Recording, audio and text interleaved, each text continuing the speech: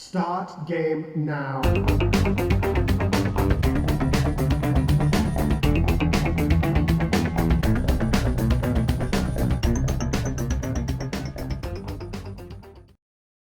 Welcome, retro fans, to another edition of the No Sir Gamer. Today, Mr. Tin Cup is here because he brought with him Mean 18 Golf for the Atari 7800, which has a label that looks like it's basically a golf magazine cover.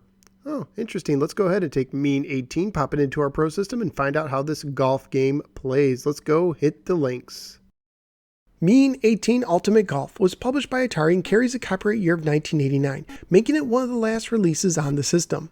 It is a golf game for 1 or 2 players and is based on the 1986 Accolade Computer Game.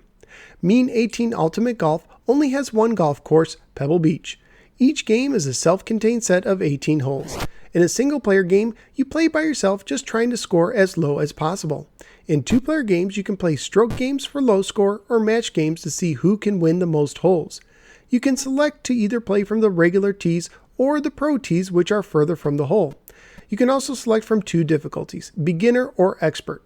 In the beginner mode, the computer selects clubs for you and it is easier to hit good shots, whereas the expert level has you selecting from your own clubs for each shot and you have less room for error when swinging.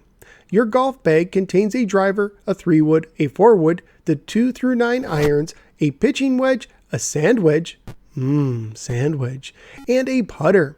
Each one has a different maximum distance and amount aloft, which can be seen in the manual but not in the game. The game is presented in a behind-the-back view, similar to the early PGA Tour golf games. You can press right or left to aim your shot and up or down to select your club. The game uses a 3-click method of hitting your ball. You press the fire button to start swinging. On the left side of the screen is a vertical power gauge. You press the button again when you get to the level of power you want. You can get extra power by getting into the red gauge at the top, but your shot will have less ball control. You press the button a 3rd time, trying to stop right where you began your swing, with slices and hooks possible if you are not accurate.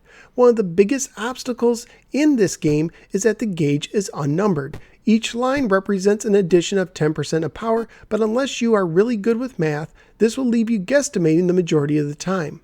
Once on the green, you switch to an overhead mode where you can see the sloping of the green. You use the joystick to aim and once again the buttons to select your power and accuracy.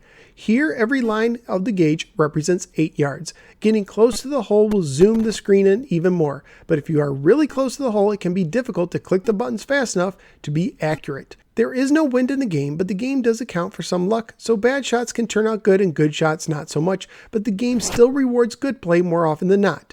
Graphically speaking, the game looks really good. It reminds me a lot of early computer golf games and is very impressive for an 8-bit title. The sounds, however, are very sparse and minimal, but being a golf game, this is okay. And of course, this is a family-friendly game. On eBay, this game actually commands a pretty high price. There was one loose copy that sold recently for $53, one with a manual for $65, and a complete copy that sold for $90, and all those prices include shipping.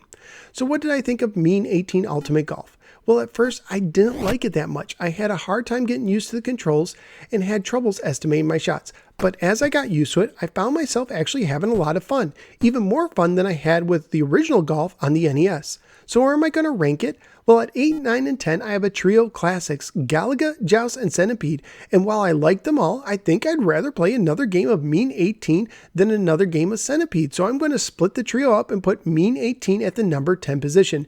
Mean 18 Golf is a solid golf game once you get used to it.